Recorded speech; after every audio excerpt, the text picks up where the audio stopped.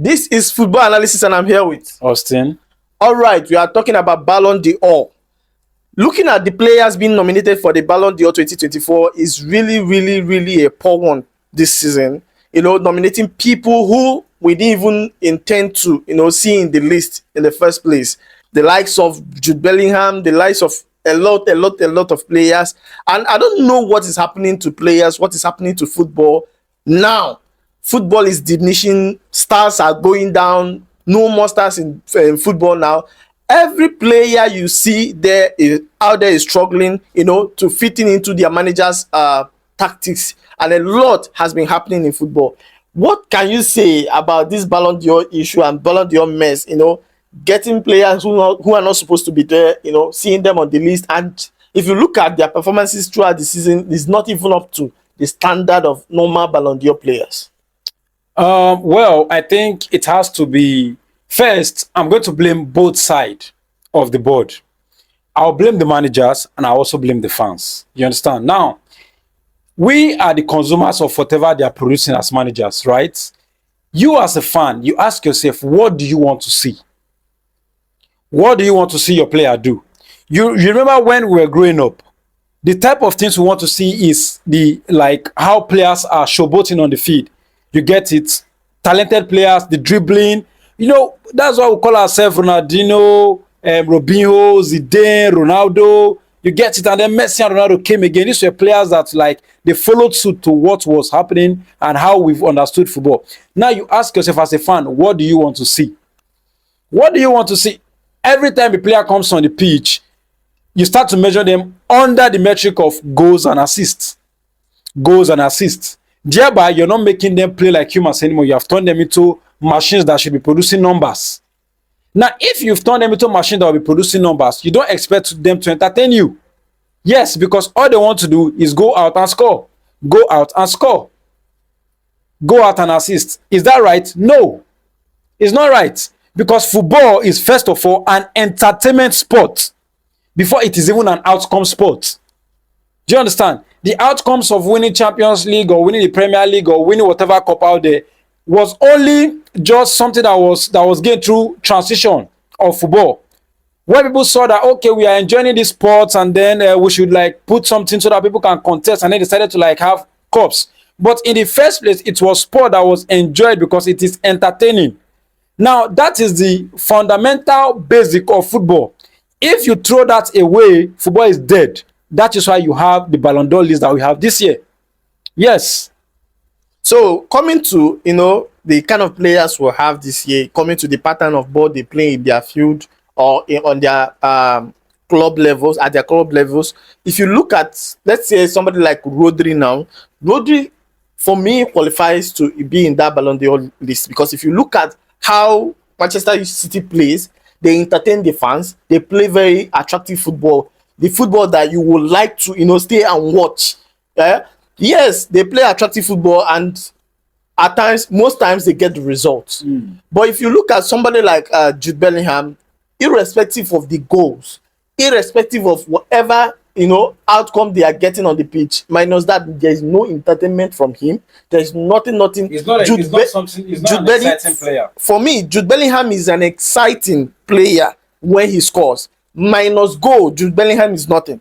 So I don't think. What can you say about that too? You see, I would like to use Messi's comment. I think in one of Messi's last interview before Copa America, he was very vocal about developing players naturally. You understand? You see, tactics is not bad. You understand? Tactics is only an arrangement for you to go win a game. You get? Now, trying to police the players to make sure the outcome of that tactics is perfect is what the problem is. You understand? Now, I can tell you that Pep is somebody that we can use as a manager that is heavily invested into tactics. And then Ancelotti, which is on the other side, is a manager that is less invested in tactics. Now, Ancelotti has gotten the better of Pep Guardiola many times compared to the amount of time that Pep has gotten the better of him. You ask yourself why.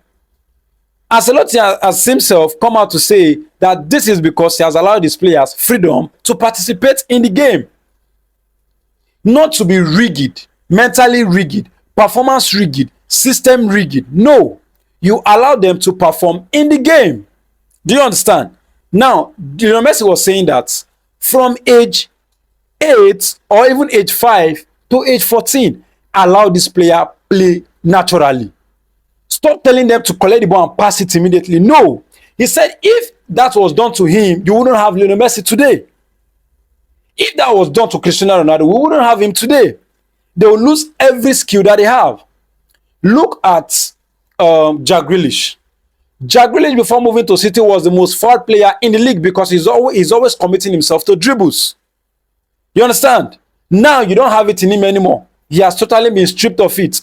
Bernardo Silva, before coming under Pep's system, used to be very fantastic. He dribbles like Messi. He plays like Messi. And then today, he is now a system player. He goes to Portugal and then he underperforms. Why? Because he's now a system player. That is what we are talking about. This system is killing the individual brilliance of the players. Look at AFCON. Didn't you enjoy AFCON? Yeah, I did. Look at the Euros. Didn't you enjoy Euro? I did. Now, look at Georgia, Romania, and the like. Did you see them like teams that are heavily invested on tactics? No. The freedom are there. They are playing. Look at Kvaratskhelia. He's the lone playmaker of they give him the ball to do what he likes with the ball and they trust him for the outcome of this thing. Now, when you are too tactical, that means even average players that are skillful will not have their place. They will just perish. Now, tactics is the very, very reason why the Ballon d'Or list this year is very bad. Very, very bad. Imagine, look at the list. We are having Jude Bellingham. Jude Bellingham is not even a better player than Dele Alli. Yes, Dele Alli in his time was far, far better than whatever Jude Bellingham is playing now. And nobody, even you in your right mind, at no point rated Dele Alli as a Ballon d'Or player. Yeah, even as a Ballon d'Or player, I still remember Jesse Lingard of those days. Yes. How he used to perform. Exactly, but you didn't say these players are Ballon d'Or standard because you know what a Ballon d'Or standard is. Okay, now I want to take your mind back to players like Samuel Nashi. Do you have any replica of them today? No. Hazard, do you have a replica of them today? No. Even look at Yaya Toure. Is there a replica of him today? No. Why? Because everybody has been caged. These players has been caged. We need to talk about how cagey tactics is. Tactical rigor is an enemy of the sport. Yes, is an enemy of the sport. We need to reduce the amount of tactical rigor that we are infusing into football. Imagine if you as an individual, you wake up and you have a routine. There's a social quote that says that if you think adventure is dangerous, then try routine. You will find out that routine is leather. Routine is something that can kill. When you have a routine life, you get bored, you get tired. That is why you have this type of players. Players that make that you watch them and then you are bored because they are playing under a routine that has been set in under the canopy of tactics. Allow these players, adventurous players, to play. Look at Nico Williams. Put Nico Williams in Manchester City. He loses that dribbling skill. Put him in Arsenal. He loses that dribbling skill. Saka before Arteta was exciting. Individually, he was brilliant. Look at what Kopama is doing at Chelsea. Put him at that Man City squad. He can't do it. Yes. Because nobody's going to allow him that space to dribble, cut, pass at will. You have to follow that cagey dribbling system, which is very bad. Very, very bad. We know the football authorities really need to come together. Not, these managers like Pep, managers like Arteta that have caused too much heavy use of tactics in football. We cannot do anything to them. We need FIFA to go under.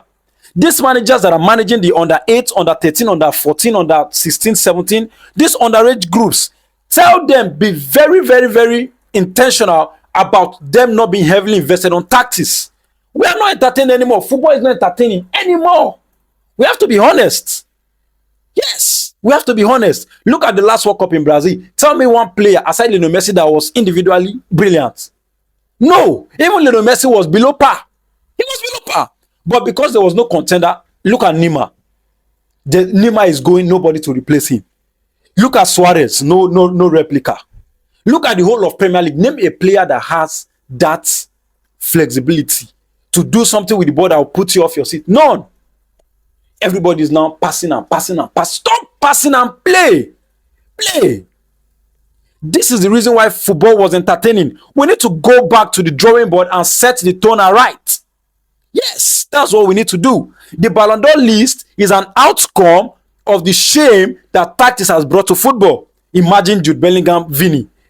These players today, do they merit it? I think Vini is a bit, better to to compare to. Among the lots, is the player that you can pick. But even at that, he shows you the decline. Yes, he shows you the decline. It's not proper. Honestly, it's not proper. If football fan wants to be honest, right now we are at a bad end. We really need to do something. The sport is being stripped away from us. I don't know why. Maybe it's too much commercializing. The owners wants to win, to get commercial pedigree and all like that. All of them too are factors. We need to factor these things in. But the most important thing is to make sure that we, the fans, are entertained. Yes, that's why we are watching this thing. You get it. That's why we are watching football. All right, I don't even know what Neymar will be doing, seeing all this list, Ballon d'Or list by now. Did you follow Ronaldinho recently? Ronaldinho and Ronaldo de Lima. They said they won't be watching this tournament because they are actually like not impressed with what's on ground. You cannot imagine Ronaldinho watching himself now and then looking at his past clips and not looking at somebody who does the same thing. Nobody wows you anymore. It's just outcomes, score. Tactical rigor is an enemy of this sport. I'll keep saying it. Normally, before there will be a player who, when it's hard, when everywhere is locked, you give him the ball dribbles everything and delivers. Now he's no longer there. The likes of Okocha, the likes of... Thank you. Even in Nigeria, it's even affecting Africa. Africa that used to be the ground for natural skilled players. Even the Copa and the South Americas, that used to be the natural ground where you get entertaining players. You don't have them anymore. You see a 17-year-old, they tell you that Manchester United has signed a 17-year-old South American. You ask yourself, how many goals did he score? How many assists does he have? Come on. No, it's not right. Let us look. If we wanted to sign Cristiano Ronaldo based on the goals and assists he had for Sporting Lisbon, then he wouldn't merit the transfer. But look at what he has turned out to be. Or was it Lionel Messi? This tactical, this whole thing is just a shamble. We need to scrap it off football, not in its entirety, but we need to manage the use, especially in underage tournaments. That's just it for me. All right, so looking at the players now, we have to manage what we've got, and we have to, say our mind and put them on the position. So looking at the people who are nominated now, who do you think that is befitted to go first, second, or third in this Ballon d'Or 2024? Do you want me to be honest with you? Yeah. I want the Ballon d'Or to be scrapped for the year. I mean, heaven won for it was scrapped for 2020. Right, where Lewandowski deserved it, it was scrapped. So it's okay if you scrap it this year and say no, the players you are getting does not represent the sport. Yes, they are not a good. I feel so irritated seeing Jude Bellingham. No, it's an error. Let it be scrapped for the year. Vini too. I don't want them. They don't deserve it. I think Vini is a better player to compare to Jude Bellingham. Vini, Rodri, I think both of them are, suitable for it. But seeing Jude Bellingham, nobody is hating on Jude Bellingham, but we are telling you that the standard is bringing on the pitch is not anywhere near the Ballon d'Or quality. That's it. Yeah, so nobody is hating on him, so that you won't go and say we are hating on Jude Bellingham. But we are just telling you that the quality is it's not enough for it. So looking at it now, let's leave Bellingham aside. So guys, if you were in our shoes to pick any of these players, to be the Ballon d'Or winner of 2024, who would that be and why? Because if you look at what football is turning out to be today, it's not interesting at all. The quality is dropping drastically. So if you are in our shoes, who would you pick to be the face of Ballon d'Or 2024 this season? Please guys, I want to see your comment on the comment section below. And please guys, if you have not followed this page, please follow this page and also subscribe to our YouTube channel at Football Analysis. All our pages are also Football Analysis on all platforms: Twitter, Facebook, Instagram, and also TikTok. Thank you guys for watching, and see you on the next one.